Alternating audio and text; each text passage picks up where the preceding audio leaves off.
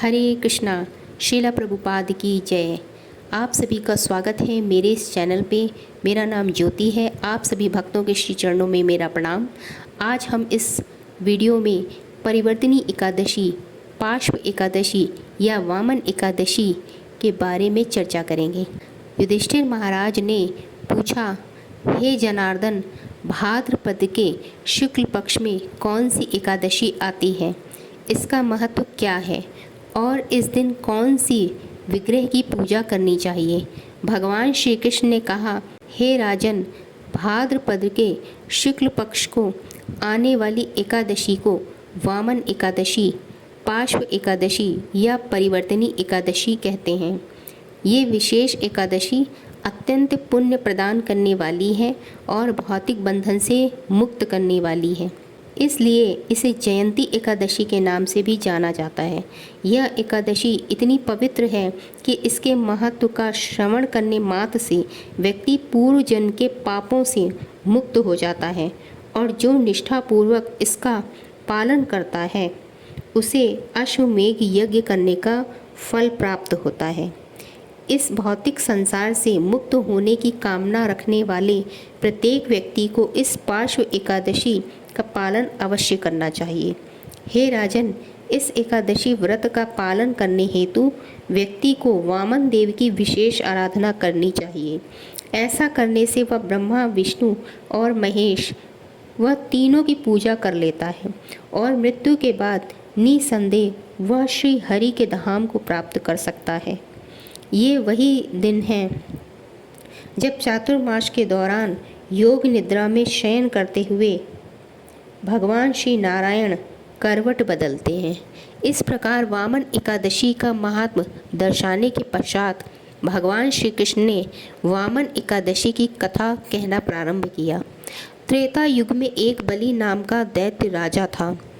हालांकि उसका जन्म असुर कुल में हुआ था, लेकिन वह भगवान का परम भक्त था और ब्राह्मणों और गायों का सम्मान करता था और भगवान की स्तुति करते हुए उसने अनेक यज्ञ किए थे।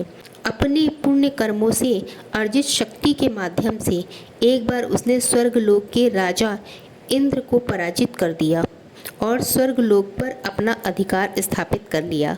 परिणाम यह हुआ कि सभी देवता गुरु बृहस्पति की अध्यक्षता में भगवान श्री हरि के पास गए और उनसे प्रार्थना करने लगे कि इस विपत्ति से वे उन्हें मुक्त कराएं। भगवान नारायण ने उनकी इस प्रार्थना से प्रसन्न होकर यह निर्णय लिया कि वह वामन रूप में प्रकट होंगे। इस प्रकार श्री हरि बौने ब्राह्मण वामन स्वरूप में माता अदिति और ऋषि कश्यप के पुत्र के रूप में प्रकट हुए और जहाँ राजा बलि अश्वमेघ यज्ञ कर रहे थे उस स्थान पर पहुँच गए। वहाँ जाकर उन्होंने राजा बलि से भिक्षा की याचना की। राजा बलि ने बिना इस पर विचार किए ही उन्हें भिक्षा देने का संकल्प कर लिया। जो राजा के गुरु थे शुक्राचार्य, उन्होंने राजा को कहा कि ये विष्णु हैं, ये रूप बदल कर आए हैं। यदि तुम इन्हें कोई भी भिक्षा देने का संकल्प करोगे तो ये तुम्हारा सब कुछ हर लेंगे। राजा बलि ने कहा कि यदि यह भगवान विष्णु हैं और ये मेरा सब कुछ हर लेंगे तो भी मैं भिक्षा देने का संकल्प कर चुका हूँ, इसलिए मैं हर हाल में इन्हें भिक्षा अवश्य दूंगा। तो इस प्रकार जब वामन देव ने राजा बलि से 3 पग भूमि का दान मांगा तो राजा बलि ने तुरंत ही स्वीकार कर लिया।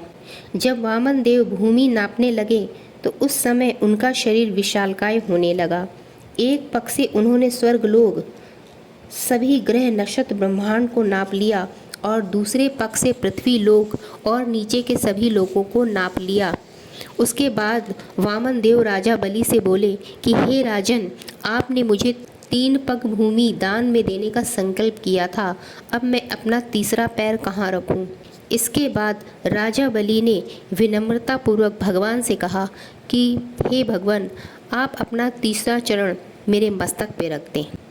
राजा बलि की विनम्रता और शरणागति देखकर वामन देव ने उनको वरदान दिया कि वे सदैव बलि महाराज के भवन में निवास करेंगे। इस प्रकार बलि महाराज की विनम्रता और शरणागति देखकर वामन देव ने उनको वरदान दिया कि वे सदैव बलि महाराज के भवन में निवास करेंगे। और इसके बाद बलि महाराज ने परिवर्तनी एकादशी के दिन अपने महल में वामन देव के विग्रह की स्थापना की और अगले दिन द्वादशी पर भगवान वामन देव का प्रकट दिवस मनाया गया, जिसे वामन द्वादशी के नाम से जाना जाता है। इसीलिए इस एकादशी को वामन एकादशी कहते हैं। वामन एकादशी विशेष एकादशी है क्योंकि यह एकादशी चातुर्मास के विशेष समय में आती है, इसलिए इसका महत्व और भी अधिक हो जाता है। चातुर्मास में स्नान, दान, जप, होम, स्व अध्याय और देव पूजन करने का बहुत अधिक फल मिलता है और ये सब अक्षय होता है। इसलिए प्रत्येक व्यक्ति को वामन एकादशी व्रत का पालन अवश्य करना चाहिए। किसी भी हाल में इस सुवर्ण अवसर को खोना नहीं चाहिए। हरे कृष्णा। तो आप सभी को ये कथा कैसी लगी कमेंट में बताएं। वीडियो अच्छा लगा हो तो इसे लाइक करें, ज़्यादा से ज़्यादा लोगों तक इसे शेयर करें, चैनल को सब्सक्राइब करें। हरे कृष्णा।